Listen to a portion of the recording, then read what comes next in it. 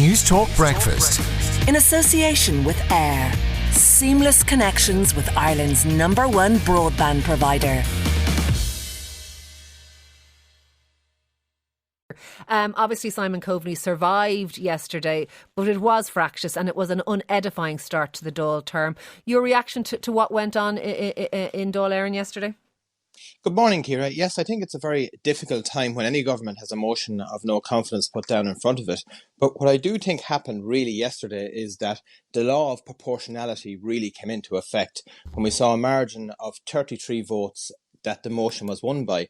And when one looks at the raw result of that, you see many, many independent TDs who normally would not support the government coming and supporting Minister Coveney, because they understand he's an honourable man. They understand in terms of the work he did getting the devolved institutions back up and running through New Decade, New Approach, and as well as the voice he provided for many, many vulnerable Northern Ireland communities right through Brexit, when there was no institutions there that were paralysed for 3 years. So it's the really first time I saw in the 33rd Dáil that they assessed all the facts before them and said, look, we're not going to provide summary justice here. We know Minister Coveney's record. It's a solid record, and he's apologised for this whole affair. He said that he provided any answers he could and was at committees, etc. And I thought that was a fair and reasonable response. He did, and he showed, I think, a reasonable amount of humility in doing so. And I think you're right that many people would view him as both honourable and a capable politician. But nonetheless, here we are.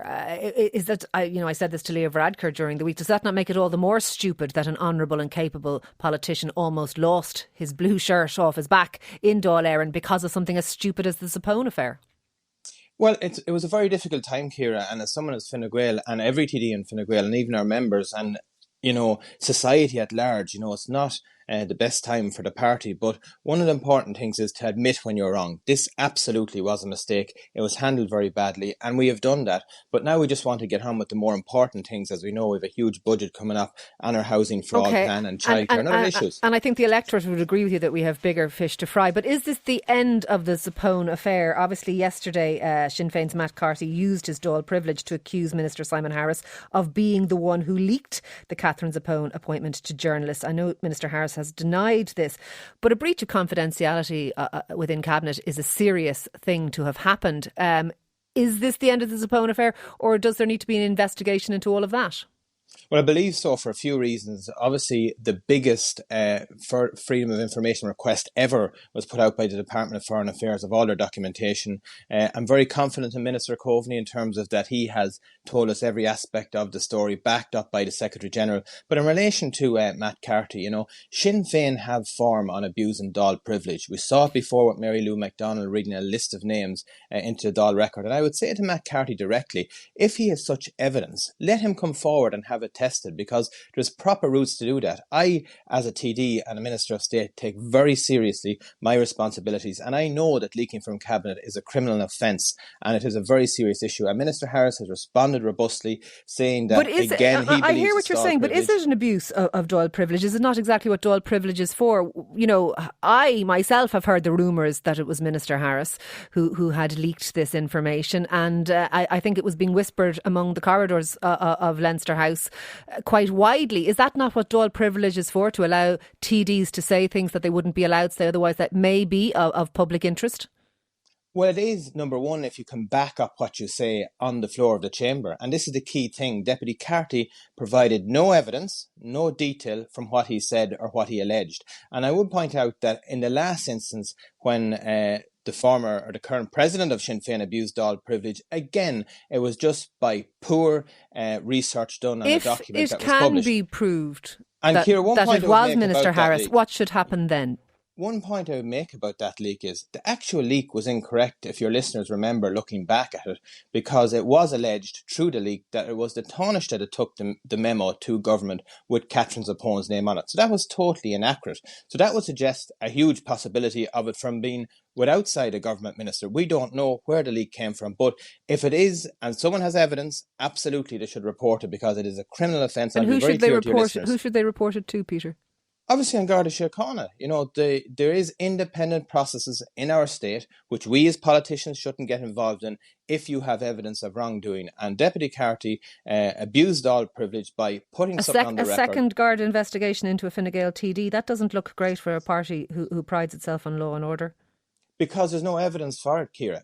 This is about throwing muck at the wall and hoping some of it will stick. And from those that are throwing it, the way they have protected their untouchables, that really needs further light on. We saw with Research Services Ireland, a bogus company set up to claim expenses in the north. We saw families of Robert McCartney, Paddy McGahan, Maria Cahill, all their untouchables protected and safe through Sinn Féin kangaroo courts. And they're the ones now taking the high moral ground where they appoint all their cronies in the north to various different boards. And it's the most sectarian measure that you could ever see. And they talk about in United Ireland, moving away from a binary choice and bringing communities together. The hypocritical views from them, I've never seen anything like it. Okay.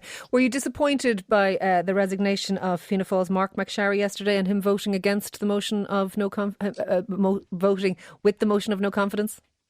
Absolutely. Look, to lose any member of the government is always a difficult time. And I know it's probably a difficult day for Mark and his family. It's never easy to make a decision like that. And I know he's been speaking out a lot over the last number of months, and I wish him well in the future. We have to get on with the role of government. It's a 82 to 77 majority. We have a lot of work to do in the coming months ahead. I think this motion of no confidence that was put forward, I think it will have a counter effect of bringing the government together, because it shines a spotlight into the huge body of work that we want to get on with now. And it really unites the government as well, because I think everyone has accepted this is a very difficult affair. We're moving on, and now we really want to deliver for citizens. Lastly, just with regard to the headline on the front of the Irish Times this morning, Peter, state faces escalating repair bill for homes hit by mica. This is a serious issue. Obviously, there is a situation with the homes in Donegal crumbling before our eyes. But now Limerick, now Clare and other councils are getting involved, saying that their, I suppose, housing stock has also been affected. Are we talking about a blank cheque here? Are we talking about billions? Look, this is a very difficult issue, Ciara. You're absolutely right. And I feel so sorry for the communities affected. And that's why we're working so hard to respond to it. The Defective Concrete Block Scheme working group was established after we had the huge protest, very frustrated people who I went out and met them all outside the convention centre where the Dáil was sitting. And the group is sitting next Friday again. We'll have a report by the end of this month, 2 weeks' time. The community groups on the group asked for an extension of 2 months. We obviously acceded to that request. We're providing them support through the housing agency. They're also and we asking really for want things to get like this protection worked for out. holiday homes, 40 years of protection from the date of repairs. This could be an extraordinary amount of money to the Exchequer. Look, we have to obviously negotiate with DEEPR, but the working group will report in 2 weeks. I just don't want to say anything that will compromise that, but we are taking it very seriously. Minister O'Brien is working very hard on it with Minister McGrath, and we really want to get a response and support for these communities as quickly as possible. Look, thank you very much for speaking to us this morning. That is Fine Gael TD and Minister of State there with responsibility for local government and planning, Peter Burke.